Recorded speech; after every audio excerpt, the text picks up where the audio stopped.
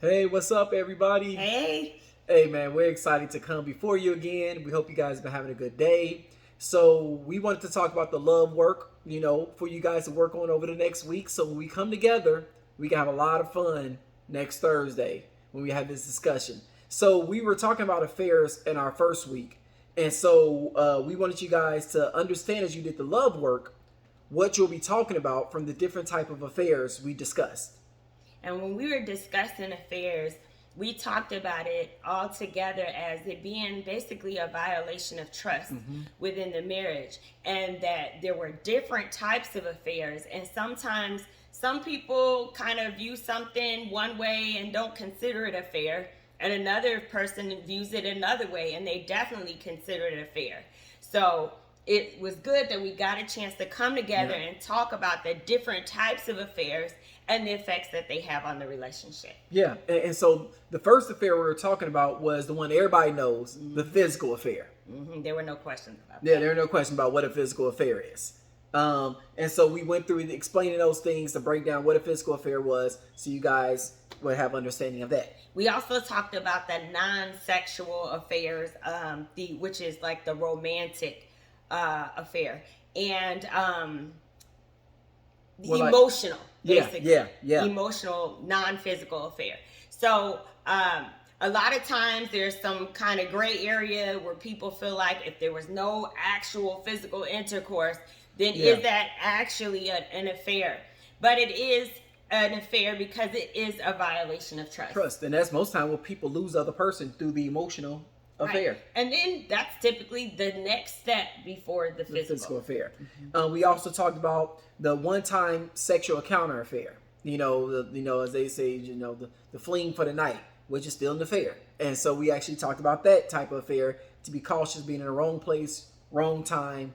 Situation goes very bad for your relationship. We talk about a romantic affair where it is just like an emotional investment, just wanting to be around the person, feeling like the person just makes you feel good. Yeah, we also talking about affairs starting over things when it comes to intimate, like digital things, and it happening through social media. Like It's hap- internet. Internet, yeah. I said the internet. When it comes to social media and different things like that, sometimes it may be through texting your phone, which opens up those same gateways Yes. for the emotional and then a physical affair to happen. We also talked about revenge affairs, because there are violations of trust that happen in the marriage, because someone may not necessarily be having an affair in revenge in response to someone having an affair on them that was physical, but it could be some other violation of trust and people seek revenge and try to have an affair. We discussed also the casual affair. That's when it's a fling for sexual pleasure for a certain period of time. And so even that type of affair you're having at the same time, we have to be cautious of that.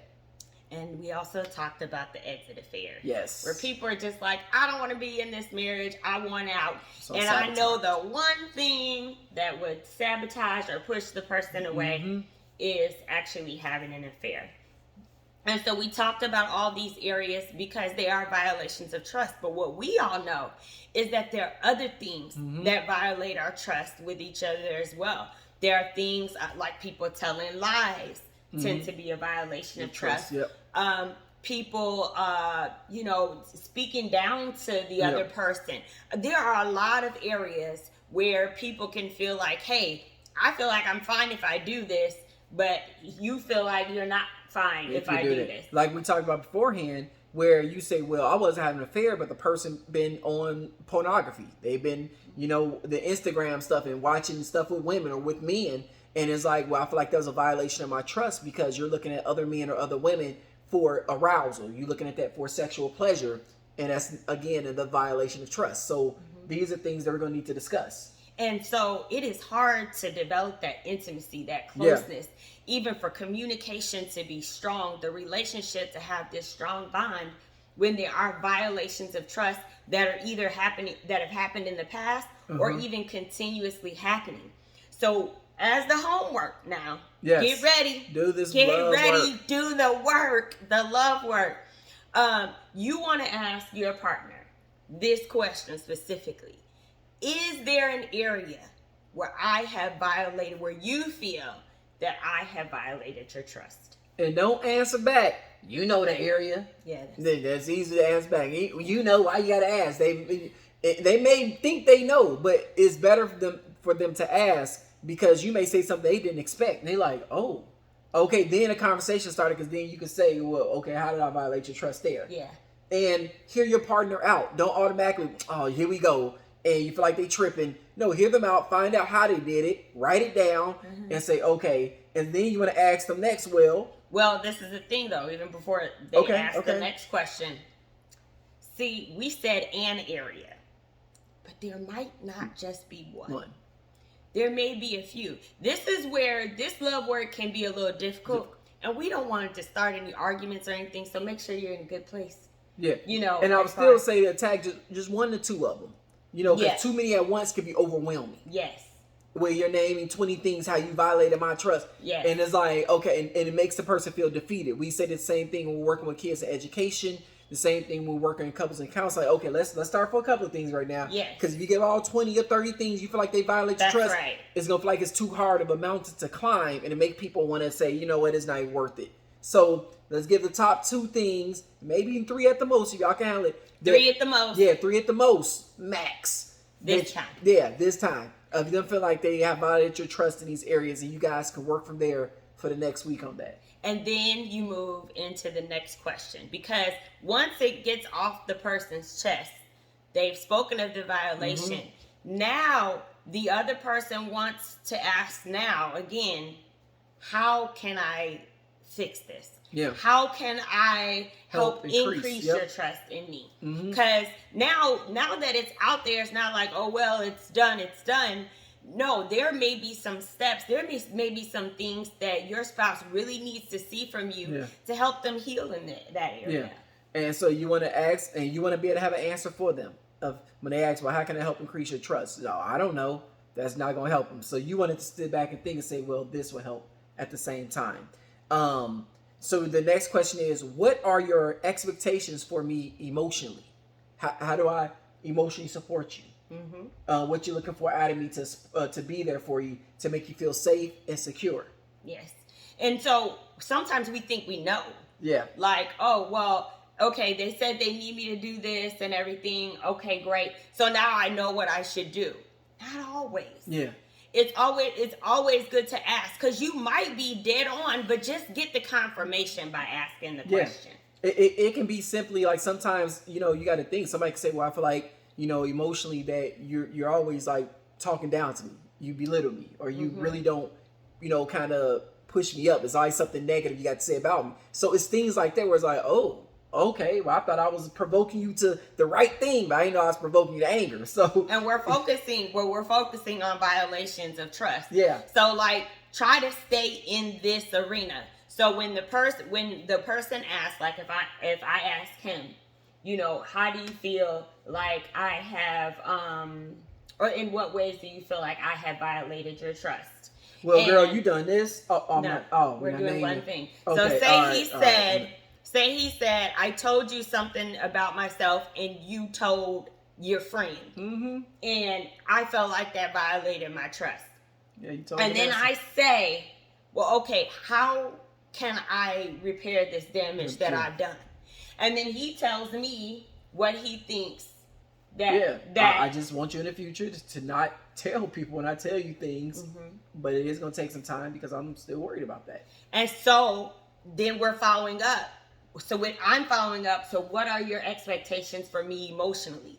And then that's when he's saying, okay, emotionally, when I say things to you that I don't want you to tell other people, my expectations are that you do hold that and you don't tell other people. My expectations emotionally for you to support me are for you to make sure that you don't use it against me. Yes. When I am, I'm sharing with you. Yeah, exactly. And these are critical details because people don't notice about each other. Sometimes you may have to ask, say, oh, I thought that was okay. So in the future, you say, okay, is it okay if I tell anybody about this? If I talk about this to my sister or cousin or my mom or dad or your mom or dad, to find out where they're at with that.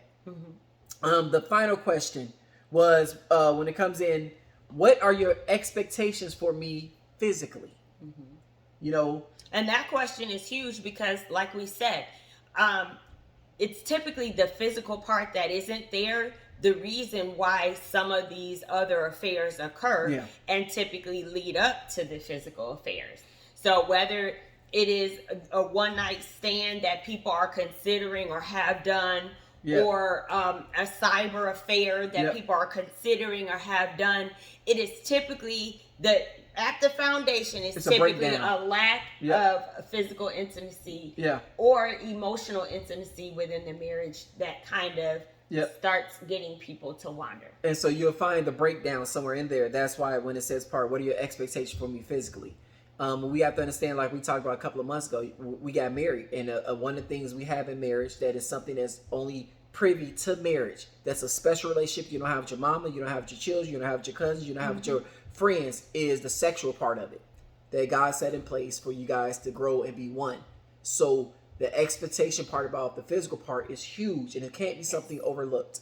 And so you guys want to talk about that, and you want to try to make sure you have some physical. So I'm going to reiterate, just in case you didn't catch one of them or don't see it on the line. Is there an area where I violated your trust? Is the first one. Do them in order. The next one, how can I help increase your trust in me? The next one is, what are your expectations for me emotionally? And the final one is, what are your expectations for me physically? This is all to help us grow together. Yep. To help our relationship get stronger and protect Yes. and prevent emotional and physical affairs. Yeah, you know I just love you, girl. Love you too. And so you want to make sure that you just support each other, and you guys enjoy this assignment together. Have fun with have fun with it. Write things down, and just I guess some areas gonna be a little rough, but it's okay. Y'all trying to build. Sometimes building is a little work, but it's getting to where you need to be at. That's right. Yeah, exactly. So we will see you guys. We'll see all your beautiful faces next Thursday, next week, God willing. And so y'all just, love each other, love on each other, keep supporting each other. And y'all be blessed. Bye-bye. Bye.